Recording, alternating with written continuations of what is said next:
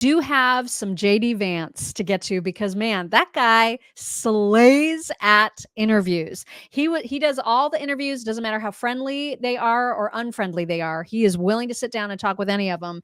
And he sat down with Kristen Welker about a few different topics. One of them, I hope that this finally puts this issue to bed. It probably won't. But she asked him very directly, will Trump sign a national abortion ban? And I don't know how much clearer you can get than this. Talk about another big issue that was talked about at the Democratic National Convention. It's being talked about on the campaign trail, abortion. Sure. Democrats made the case this week and beyond this week that Donald Trump, if elected, will impose a federal ban on abortion if he wins. Now, Donald Trump says he won't, but can you commit, Senator, sitting right here with me today, that if you and Donald Trump are elected, that you will not impose a federal ban on abortion? I can absolutely commit that, Kristen. And Donald Trump has been as clear about that as possible. I think it's important to step back and say, what has Donald Trump actually said on the abortion question, and how is it different from what Kamala Harris and the Democrats have said?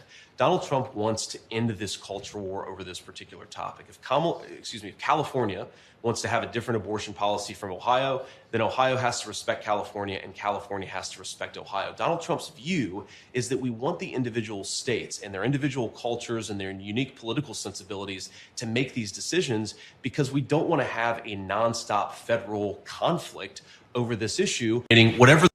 I thought that was perfect. Why is this difficult? Why are these people so stupid?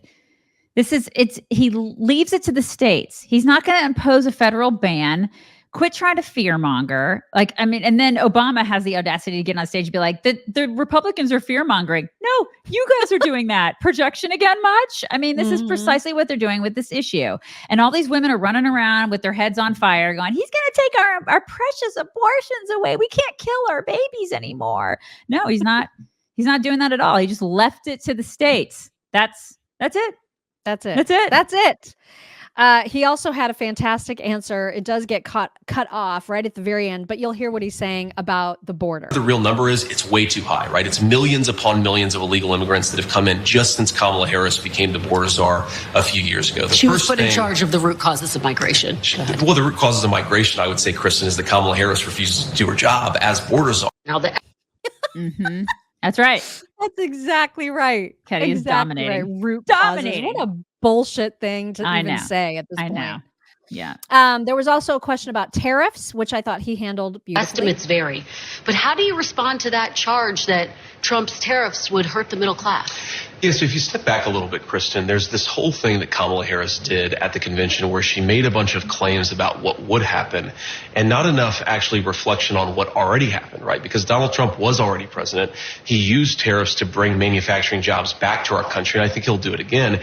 And he did it while keeping prices extremely low. Because if you go back to the Trump presidency, we had 12,000 factories that were built during Donald Trump's presidency. Inflation never really ticked above 2%. His entire administration, in fact, was sort of around 1.5% most of the time that he was president. So when Kamala Harris says, if we do the thing that Trump already did, it's going to be way worse than it was last time, I just don't think that makes a lot of sense. No, not especially not with that data. 12,000 factories, 2% inflation. Sign me up. Right? Let's go back to those days, please. God. And thank you. Yeah. I'll tell you what's not sus at all, and that is the benefits that you get from Field of Greens. This is a green powder, like a health powder that you pour into water. You can mix it up in a smoothie. You can use it in fruit juice. You can mix it in various ways. If you're like a sociopath, for example, you could put it in milk. Oh, yeah, you could. You could put it. You could. No offense. Complete lunatic. No offense. Now, if you're less of a lunatic, put it in chocolate milk. If you're less of a lunatic.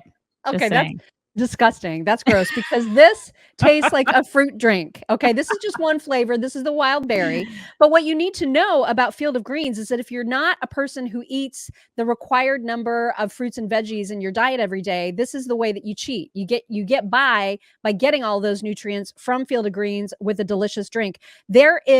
This is not a watered down extract. It is an organic superfood. It is whole fruits and veggies. And it is only Field of Greens is backed by this better health promise, which means that at your next checkup, if your doctor doesn't notice your improved health, you get your money back. That's how much they believe in their product, and we do too, especially because it tastes so yummy. So if you want to try it, you should visit FOGCHICKS, FOGCHICKS.com, and use code CHICKS to get 15% off of your first order. Plus, you're going to get free shipping, free rush shipping. Again, it's FOGCHICKS, FOGCHICKS.com. Use code CHICKS.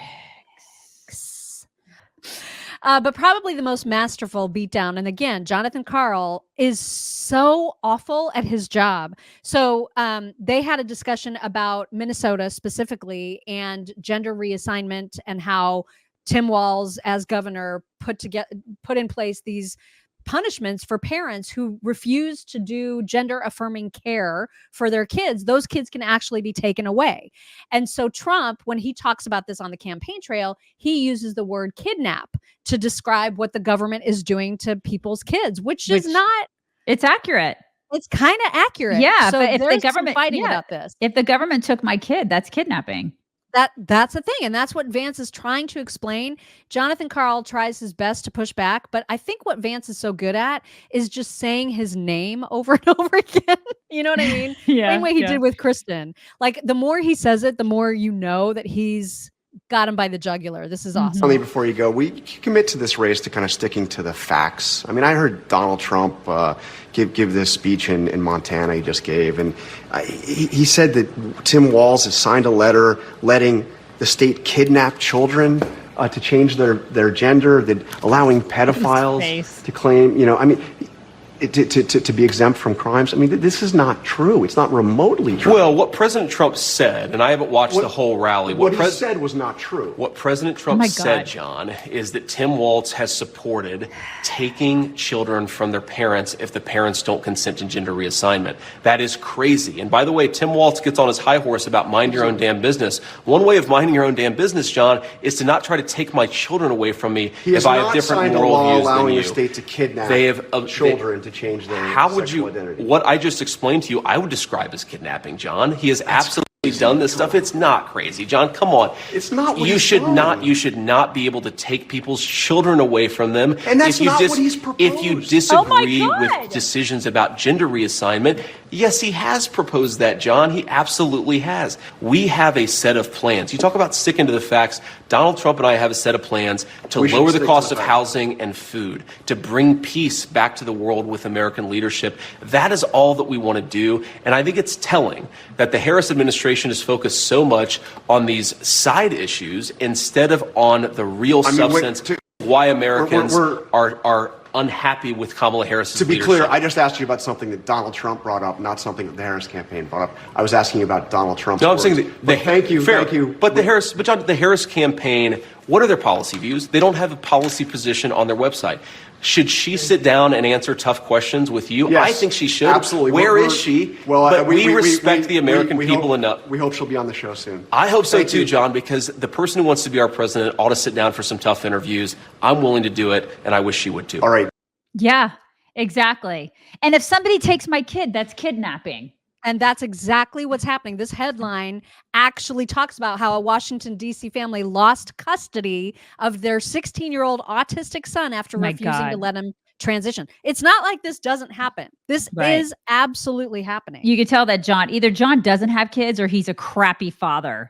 Because any father who's like, no, that's not kidnapping, is a crappy father.